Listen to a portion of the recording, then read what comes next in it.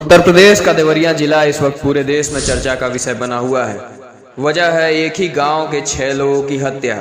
पहले एक प्रेम यादव की हत्या हो जाती है, जिसके बाद उसके पक्ष द्वारा एक ही परिवार के 5 लोगों को मौत के घाट उतार दिया जाता है। इसमें मासूम बच्चे और बीवी भी शामिल थी।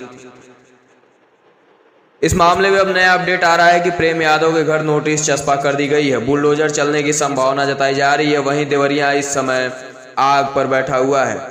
देवरिया हत्याकांड मामले में यूपी सरकार एक्शन मोड में है। एसडीएम, सीओ समेत राजस्व और पुलिस विभाग के 15 अफसरों को सस्पेंड करने के बाद बुलडोजर चलाने की तैयारी शुरू हो गई है। प्रेम यादव के घर पर शुक्रवार शाम तहसील प्रशासन ने नोटिस चस्पा कर दी। वहीं इस हत्याकांड के बाद भी दोनों परिवारों की दुश्मनी खत्म होती नहीं दिख रही है। प्रेमचंद यादव की पत्नी पहली बार कैमरे के सामने आते हुए बोली कि उनका पूरा परिवार खत्म करूंगी। यादव की पत्नी शीला ने कहा कि मेरा पति जनता की सेवा करता था, दिन रात लगा रहता था, लेकिन मेरे पति को कोई बचाने नहीं आया। वहीं दूसरी तरफ सत्यप्रकाश के बेटे देवेश ने कहा कि अब कार्रवाई करके क्या फायदा, जब मेरे माँ बाप थे तब कोई कार्रवाई नहीं की गई।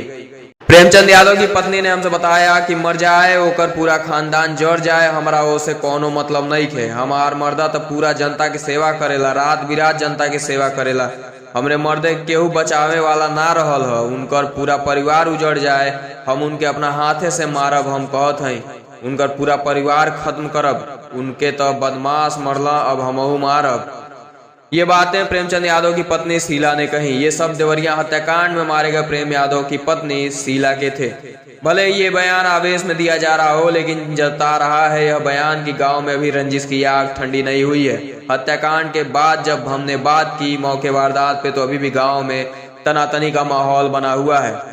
प्रेम की हत्या के बाद उसके परिजनों ने सत्यप्रकाश दुबे समेत उसके परिवार के 5 लोगों की हत्या कर दी थी। पुलिस ने इस केस में 27 नामजद समेत 77 लोगों के खिलाफ हत्या की एफआईआर दर्ज की थी। इस हत्याकांड में प्रेम के पिता और भाई समेत 20 से अधिक लोग अब गिरफ्तार कर जेल भेजे जा चुके हैं। प्रेम यादव की पत्नी शीला से जब हमने सवाल पूछा कि प्रेम की हत्या के बाद सत्यप्रकाश दुबे समेत उनके परिवार के भी 5 लोगों की हत्या आपके लोगों ने की, इस पर वह भड़क उठी। कहने लगी कि मर जाए उसका पूरा खानदान, जल जाए, उससे मेरा कोई मतलब नहीं है। मेरा पति तो जनता की सेवा करता था, दिन रात वो जनता की सेवा में लगा रहता था, लेकिन मेरे पति को कोई बचाने वाला नहीं था। उनका पूरा परिवार उजड़ जाए, मैं उन्हें अपने हाथ से मारूंगी। मैं कह रही हूं उनका पूरा परिवार खत्म कर दूंगी। उन्हें तो बदमाशों ने मारा, लेकिन उन्हें मैं भी मारूंगी। वह इन सब के बीच जब हमने मृतक सत्यप्रकाश दुबे के बेटे देवेश गर्ग से बात की, तो उसने भी पुलिस और प्रशासन की कार्रवाई पर सवाल खड़े किए। 15 अफसरों के सस्पेंशन के बाद सरकार की कार्रवाई के सवाल पर देवेश ने रोते हुए हमसे बताया, मैं इस कार्रवाई से बिल्कुल भी संतुष्ट नहीं हुई, क्योंकि जब मेरे माँ बाप थे तब उन लोगों ने कोई कार्रवाई नहीं की। वो लोग तो हमारे लोगों को बकरे की तरह काट कर सुला दिए। अब कार्रवाई करके क्या फायदा? आखिर आबादी की जमीन पर आरोपी का मकान क्यों नहीं ढह रहा? पता चला है 6 बुलडोजर खड़े हैं। आखिर किस समय के लिए खड़े हैं? मैं तो यहाँ तक कहता हूँ कि मेरी जमीन की भी जांच कराई जाए। अगर मेरे मकान भी सरकारी जमीन में है तो उसे भी ढहा दिया जाए। इससे ज्यादा मैं और कुछ नहीं कह पाऊंगा, क्योंकि मेरा मानसिक संतुलन फिलहाल ठीक नहीं है। आपको बताते चलेंगे 2 अक्टूबर की सुबह रुद्रपुर के फतेहपुर गांव में पूर्व जिला पंचायत सदस्य प्रेमचंद यादव की जमीनी विवाद में हत्या हो गई। उसके बाद गुस्साए प्रेम के परिवार और उसके लोगों ने सत्यप्रकाश दुबे समेत उनके परिवार के 5 लोगों की हत्या कर दी थी। इस मामले को मुख्यमंत्री योगी आदित्यनाथ ने गंभीरता से लेते हुए प्रमुख सचिव गृह संजय प्रसाद और डीजी स्पेशल प्रशांत कुमार को हेलीकॉप्टर से ग्राउंड रिपोर्ट लेने देवरिया भेजा था। घटना के दिन सीएम योगी स्वयं गोरखपुर में मौजूद थे। सीएम के निर्देश पर शासन ने जब पूरे मामले की जांच शुरू कराई, तो मृतक प्रेम यादव से पुलिस और राजस्व कर्मियों की मिली भगत के सभी काले चिट्ठे खुलकर सामने आ गए।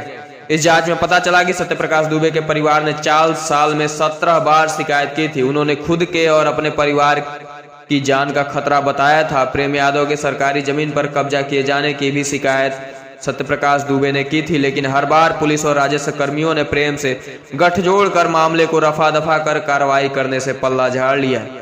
वह इस नरसंहार के बाद भी देवरिया पुलिस के काम करने के तरीके में कोई बड़ा बदलाव देखने को नहीं मिला। हत्याकांड के बाद भी पुलिस की लापरवाही लगातार सामने आती रही। मानवता को भी सरसार करने वाली देवरिया पुलिस का एक वीडियो सामने आया है। सत्यप्रकाश दुबे और उनके परिवार की हत्या के बाद का एक वीडियो सामने आया है, जिसमें संभवतः पुलिस वाले ने ही इस वीडियो को बनाया है। साथ में खड़े कुछ पुलिस वाले भी दिख रहे हैं। वीडियो में दिख रहा है कि परिवार के 6 लोग एक ही जगह मरे पड़े हैं। सभी के गले कटे हुए हैं, सिर से खून निकल रहा है। ऐसा लग रहा है कि सभी के सिर ईंट से कूच दिए गए हैं, फिर सभी को घसीट कर एक जगह फेंक दिया गया है और लोग फरार हो गए हैं। ये उसी दिन का खौफनाक वीडियो है जिस दिन 5 लोगों की हत्या कर दी गई थी। इस वीडियो को देखकर किसी की भी रूह कांप जाएगी। वीडियो में पूरे घर का सामान बिखरा हुआ दिख रहा है। दीवार की निकली हुई ईंटें, लाठी डंडे और किचन का सामान बिखरा पड़ा हुआ है। पास में रखा कपड़ों का बक्सा टूटा है। सबसे आगे लेटी नाबालिग बच्ची के हाथ पैर हिल रहे हैं, वहीं उसके बगल में लेटा एक बच्चा खून से लथपथ दिख रहा है। इस वीडियो में 2 बच्चे साफ तौर पर जिंदा दिख रहे हैं, जिनमें एक लड़का और एक लड़की है। उनका हाथ पैर भी हिल रहा है। शायद बाकी घायलों की भी उस वक्त सांसें चल रही होंगी। लेकिन हैरानी वाली बात यह है कि वीडियो बनाने की जगह उन्हें अगर तत्काल अस्पताल भेजा गया होता तो शायद सिर्फ एक नहीं 2 बच्चों की जान बच जाती। ऐसे में पुलिस प्रशासन पर सवालिया निशान उठ रहे हैं। वहीं दूसरी तरफ मानवता को शर्मसार करने वाले इस रवैये पर भी जनता जवाब मांग रही है।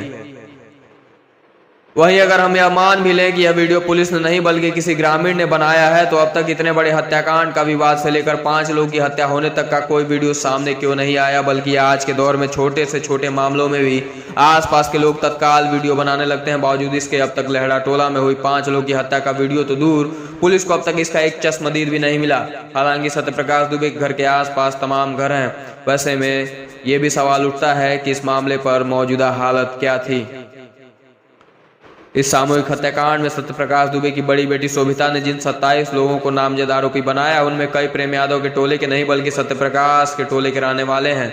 साथ ही शोभिता ने यह भी कहा है कि जब प्रेम मेरे पिता को मार रहा था तो मेरे भाई ने उस पर किसी चीज से हमला कर दिया, लेकिन प्रेम के जमीन पर गिरते ही गांव के लोगों ने मेरा पूरा घर घेर लिया, जिसकी वजह से परिवार के लोग डर कर अंदर चले गए और दरवाजा बंद कर लिया। उन्हें भागने का भी मौका नहीं मिला। फिर जब प्रेम के परिजन आए तो गाँव वालों के साथ मेरे घर का दरवाजा तोड़कर अंदर घुस गए और सभी को मारने लगे। ऐसे में यह तो साफ हो गया है कि 5 लोगों की हत्या सिर्फ प्रेम यादव के परिजन अकेले नहीं कर सकते, बल्कि उसमें गांव के अन्य लोग भी शामिल हैं। शायद इसीलिए किसी ने इस दिल दहला देने वाली घटना का वीडियो नहीं बनाया। गांव का कोई व्यक्ति यह भी कहने को तैयार नहीं है कि उसने घटना देखी है, जबकि यह पूरा घटनाक्रम करीब 3 घंटे तक चला। बावजूद इसके ग्रामीण कहते हैं कि सभी को पुलिस के आने के बाद घटना की जानकारी हुई।